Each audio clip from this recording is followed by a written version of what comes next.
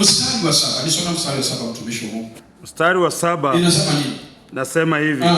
Usilitaje bure jina la Bwana Mungu wako. Maana Bwana hata muhesabia kuwa hana hatia mtu alitajaye jina lake bure. Bwana asifiwe. Amen. Unajua kwa Mungu, anikiona ukishika hii mic. Mbele ya Mungu, Mungu. Analitaja jina la Mungu bure na ametaja. Ameguza.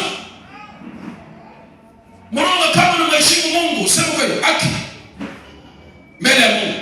Mimi sijafanya na nimefanya. Usilitaje jina la Bwana bure. Usije ukalitaja jina la Bwana bure.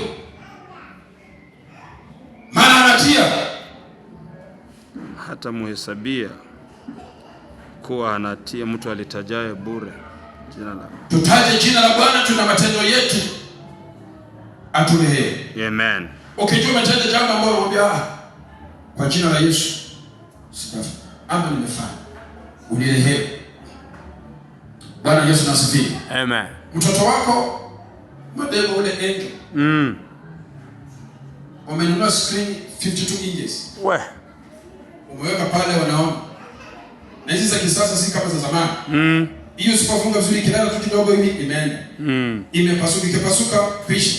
Usikie amepasua screen ya 52 inches. Iko black. Alafu pata miaka tu kwa mlango. Ukitokea akuje tu mbio na nduru, baba unisamehe. Unataka sema unisamehe. Sema nini? TV imeanguka chini. Bwana asifiwe. Amen. Unajua ukipiga mtoto vibaya, Mungu atakuandikia una hatia wewe. It is true. It is true. Maana amekimbia kanyenyekea akachukua makosa yake na akasema unisamehe baba, nimevunja TV. Itakuwa ndio maana kuna pesa umetumia, lakini mtoto wako. Na kama ni wajirani, kama ni mtu mzima utaenda Mzangare, ashika peleka Mzangare. Lakini sasa mtoto wako utamuua. Mrongo huwezi uua. Ndio kwa nini wewe unafanya utakuwa na sisi? Kwa nini unafanya nini? Hebu chini. Katika ile njia amekuja, hata mwingine anakuja mpaka anapiga magoti, anakushika. Utamwacha. Jina la Yesu liendelee sana. Amen. Usije ukataja jina la Bwana Mungu wako hata hesabia kuwa hatia. Yeyote anayetaja jina la Mungu bure, unapolitaja bure, alafu anasema sana, ikumbuke siku ya Sabato. Uitaka. Wewe timing yako